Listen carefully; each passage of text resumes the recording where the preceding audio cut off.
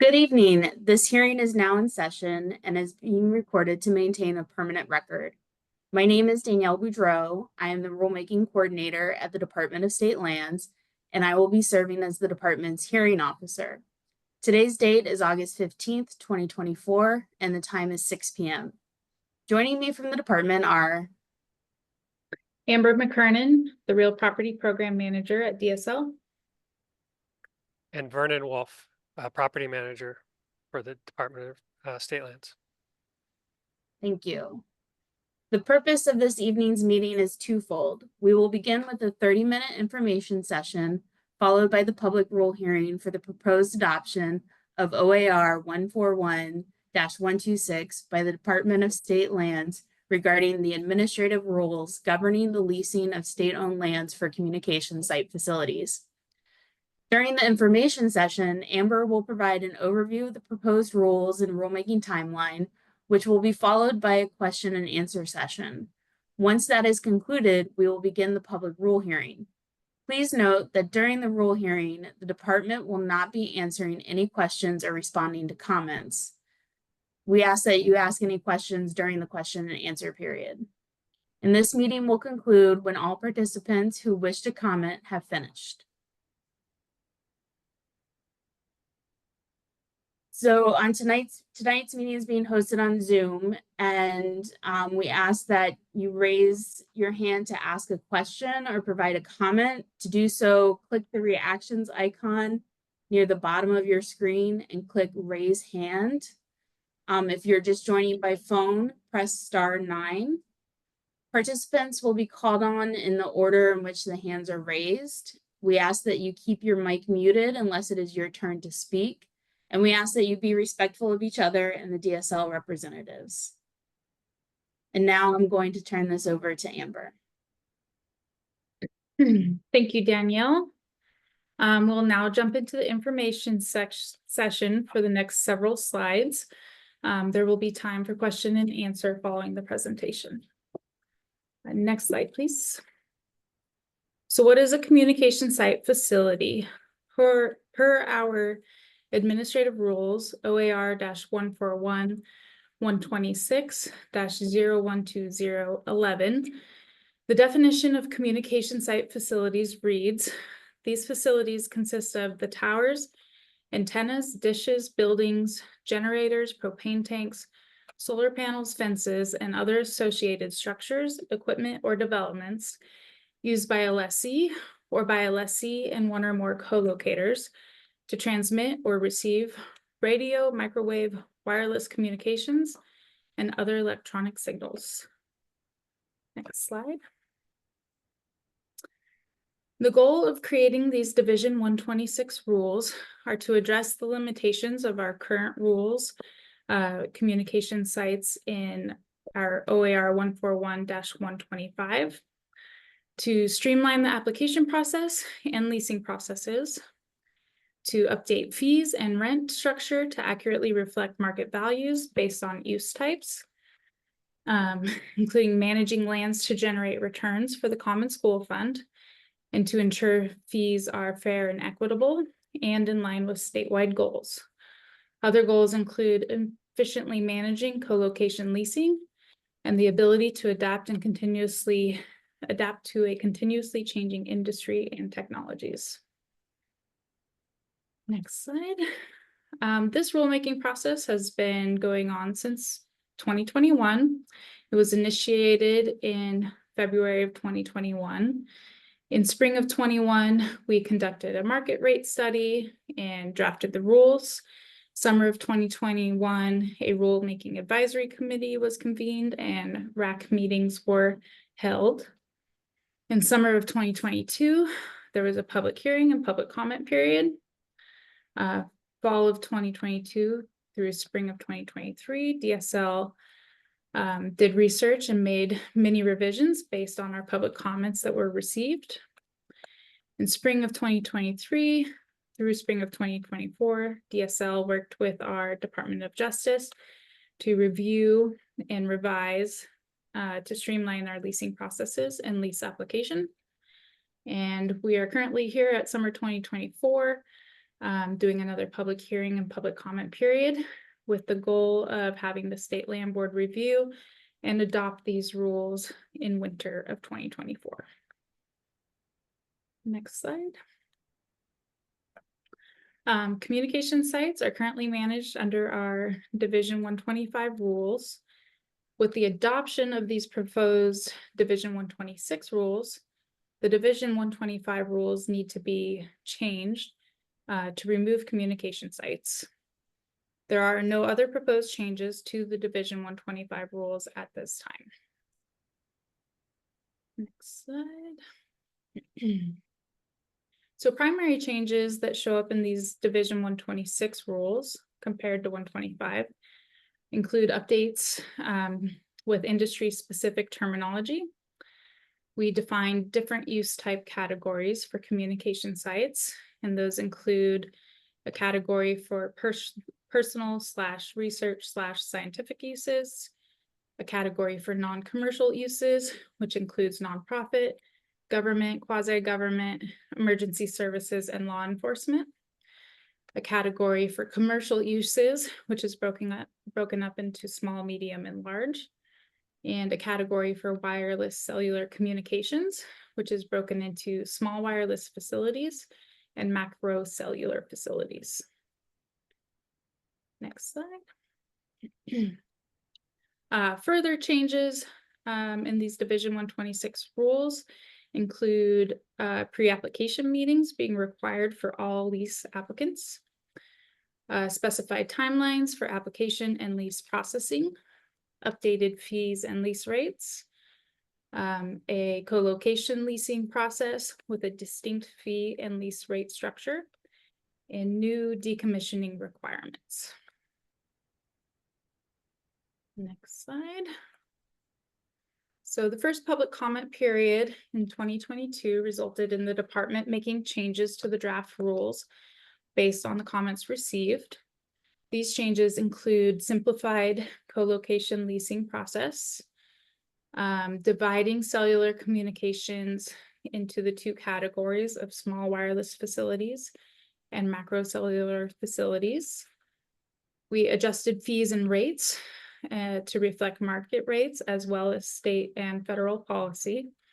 And we aligned timelines with state and federal policy as well. Next slide.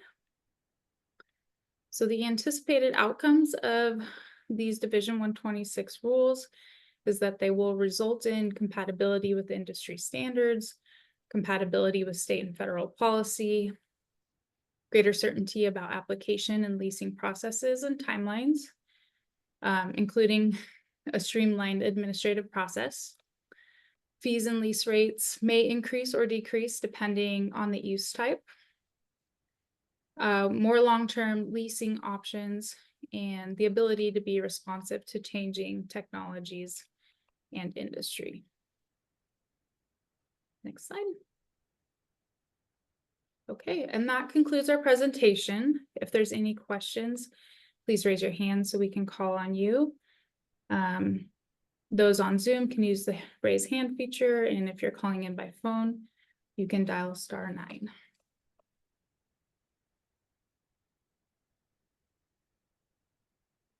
And just a reminder, the public hearing portion will not have answers to any questions. Okay, we have a question. Matt has raised his hand. Matt, if you could state your name and your affiliation before you ask your question, that would be appreciated. Of course, Danielle. This is Matt DeTora from CTIA, the Trade Association for the Wireless Industry. Thank you very much for putting on this hearing tonight. You know, we really appreciate DSL's continued outreach on this issue. Before comment, I had a question with regard to the addition of language asking lessees to provide documentation from the FCC with regard to interference. Is there any particular reason or any, I guess I was just curious as to the reasoning behind adding that in the most recent set of rules. Yes, so the department is required to follow all local, state, and federal laws and regulations. So we have a similar requirement in that all of the applications have to get a signature from county planning departments for land use compatibility statements. So having the documentation from the FCC just provides assurance that DSL will not authorize anything that isn't in line with the federal regulations. And I guess if I have a response to that, should I give it here or should I wait for a public hearing? If it's a comment directly on the rules, I would wait till the public hearing. Got it. Sure. All right. Thank you. Appreciate that. Yep, thank you. Are there any other questions at this time?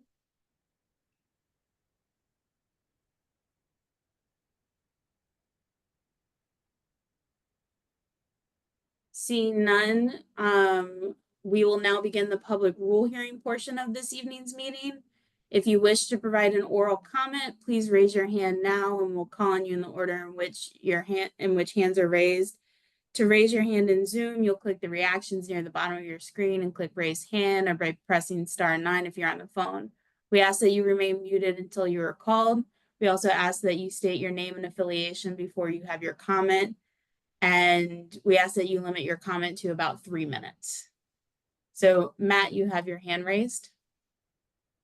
Hi again, Matt Datura, CTIA, the Wireless Association. May I go ahead? Yes. Excellent, thank you.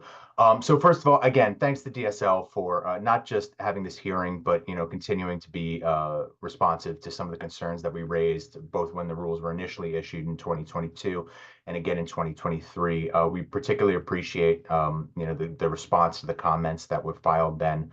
On behalf of my members, I think these are moving in the right direction. And again, we're going to be filing a set of comments before the deadline, and I can't go over everything in 3 minutes here. I do think some things are moving in the right direction. I think there are some other things that members are pretty significantly concerned with. I think they kind of fall into two buckets, one being the certainty around the rules, and the two being cutting to what I raised before jurisdictionally with the FCC. So I guess I'll start with the certainty. We appreciate the lowering of application fees from the first draft. We certainly, by the way, I think DSL got it nearly all right with regard to splitting up macro sites and small cells as the FCC has done. I think that's an excellent move for the rules. One thing I would note is that fixed wireless facilities have to be accounted for, and without going into that here, that's something we'll raise in comments, but we think it's a relatively quick fix. The fees are moving in the right direction, but I think there's a lot of concern among members, again, that these really should be a ceiling on the fees and the rules set them as a floor.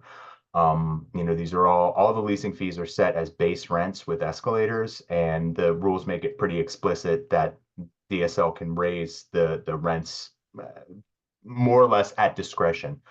And I think, we understand DSL has to balance revenue and broadband deployment, and that's something, you spoke about in the response to our comments. But, I think that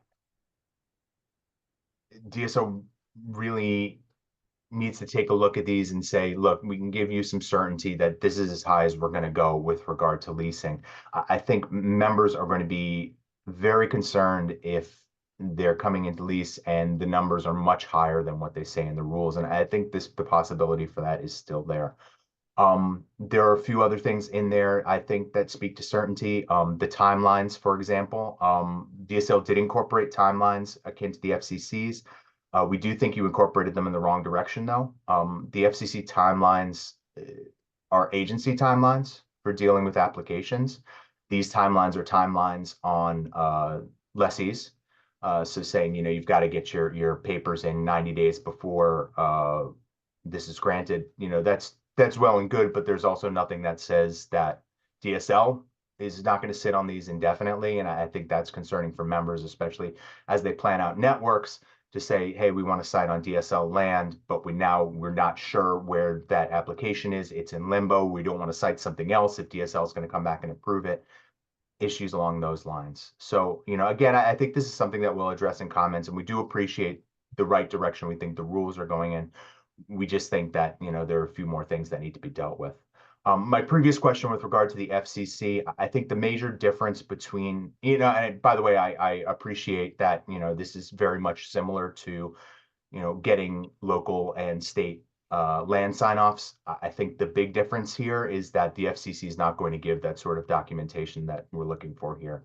And it's kind of an imperfect metaphor, but it's somewhat akin to going into a police station and saying, I want a certificate that says I didn't speed in the past month. That's the sort of proactive, this site doesn't cause interference generally isn't the way the FCC does things. For them to go in and say a site doesn't provide interference or doesn't cause interference to everything else would require them to do a study not only of the area, but of all the potential specific sites that it impacts. What they do is they deal with complaints on this, and the FCC has a robust complaint system for dealing with potential interference concerns.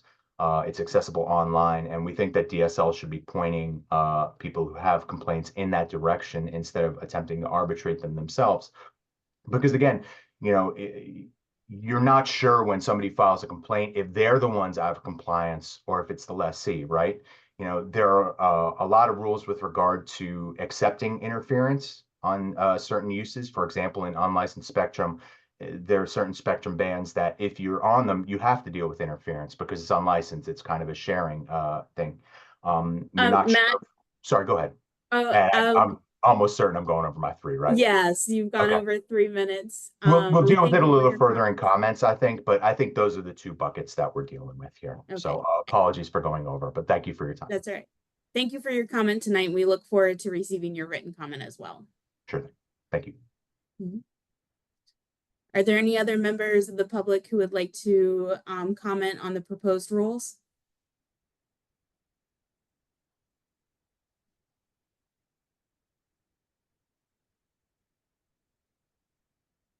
Seeing no comments, we will go ahead and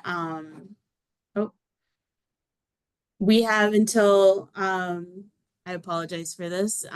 Written comments may be submitted through September 3rd at 5 p.m. They can be submitted one of 3 ways, via email, via our online form, or via mail. And I'm going to leave this slide up for a little bit to allow folks to make note of how these can be submitted.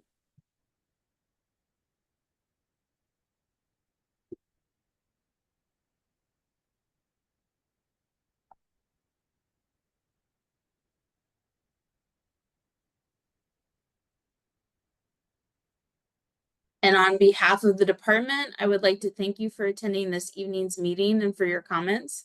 It is anticipated that the proposed rules will be presented to the State Land Board for approval at the December 2024 meeting.